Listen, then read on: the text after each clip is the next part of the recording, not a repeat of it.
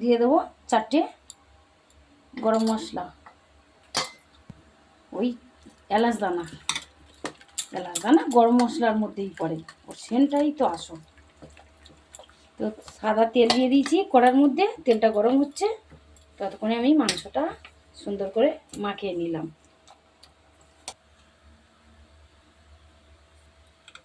তেলটা গরম হয়ে গেছে, একে একে আমি পকোড়াগুলো ছেড়ে দেবো।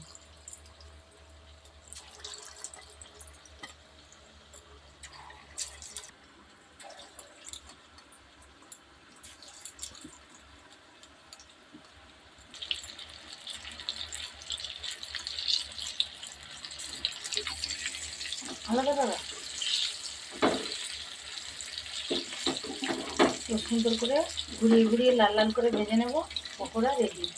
কফিটা জাল দেবো, কফিটা করে নিলেই হয়ে যায়। দুধ জাল দেওয়া আছে, কফিটা দিয়ে দেবো।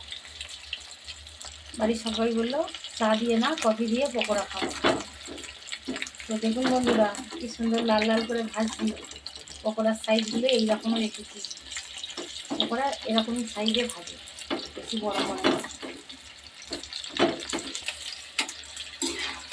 পকোড়াগুলো আমার লাল লাল করে ভাজা হয়ে গেছে, এবার আমি তুলে নেব।